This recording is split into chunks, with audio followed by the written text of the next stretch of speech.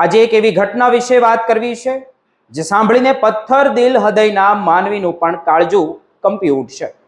New જર્સીમાં રહેતા એક ગુજરાતી પરિવારનો જે જુવાન જોધ દીકરો આજે જીવતી લાશ બનીને પથારીમાં પડ્યો છે। જે ઘરમાં શરણાઈઓ વગાડવાની હતી ત્યાં આજે મશીનોના અવાજ બીપ બીપ કરી રહ્યા છે અને ડુસકા સંભળાઈ રહ્યા છે। એક રક્ષક જ્યારે ભક્ષક બને ત્યારે કેવી તબાહી મચે છે જુઓ આ ખાસ રિપોર્ટમાં। આજે અમેરિકાના ન્યૂ જર્સીથી એક એવી કરુણ કહાની સામે આવી છે જેમણે સમગ્ર ભારતીય સમુદાયને અને ખાસ કરીને ગુજરાતી સમુદાયને હચમચાવી દીધો છે।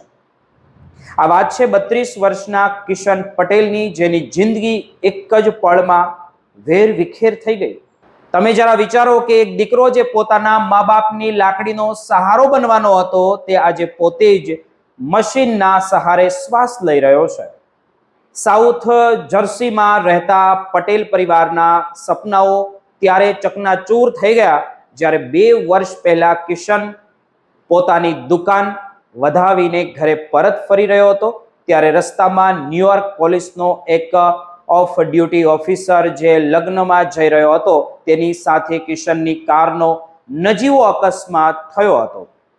એન્કર તરીકે મારે તમને કહેવું જોઈએ કે આ સામાન્ય અકસ્માત કોઈ મોટી વાત નહોતી, પણ તે ઓફિસરના મગજ પર સવાર ક્રોધ અને નશાએ એક નિર્દોષની જિંદગી બરબાદ કરી નાખી।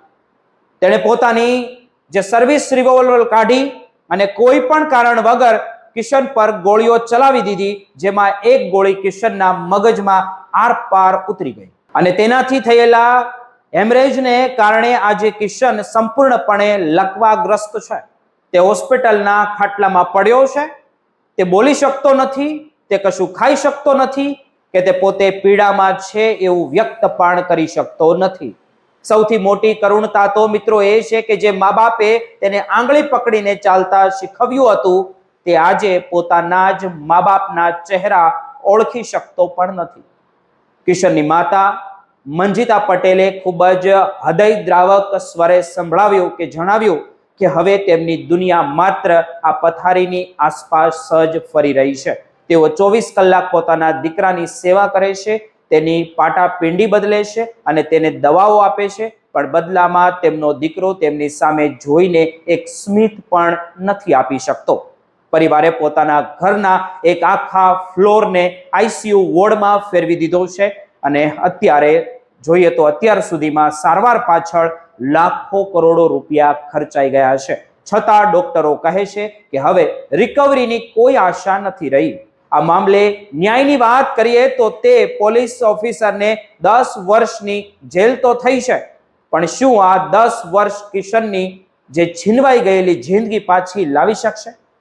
પરિવારનો આરોપ છે કે ન્યુયોર્ક પોલીસ વિભાગ જાણતો હતો કે તે ઓફિસર માનસિક રીતે અસ્થિર હતો અને તેને દારૂની લત હતી, છતાં તેને હથિયાર સાથે ફરવાની છૂટ આપી હતી।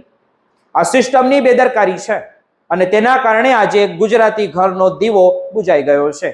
નવાઈની વાત તો એ છે કે આટલી મોટી ઘટના બની હોવા છતાં ન્યુયોર્ક સિટીના મેયર કોઈ અધિકારીએ આ પરિવારની મુલાકાત પણ નથી લીધી કે કોઈ મદદની તૈયારી નથી બતાવી। કિશનના બનેવી ડેને ન્યાયની લડાઈ ચાલુ રાખી છે અને ન્યુયોર્ક પોલીસ સામે સિવિલ કેસ દાખલ કર્યો છે।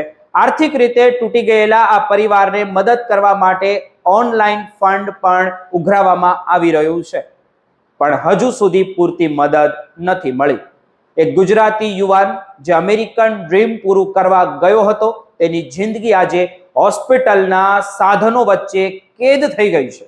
આ માત્ર એક અકસ્માત નથી, પણ સિસ્ટમ દ્વારા કરવામાં આવેલી એક હત્યા સમાન છે। અમે વિનંતી કરીએ છીએ કે આ પરિવારની વેદના સરકાર સુધી પહોંચે અને તેમને ન્યાય સાથે આર્થિક સહાય પણ મળે, જેથી તેઓ પોતાના દીકરાની સેવા પણ સારી રીતે કરી શકે।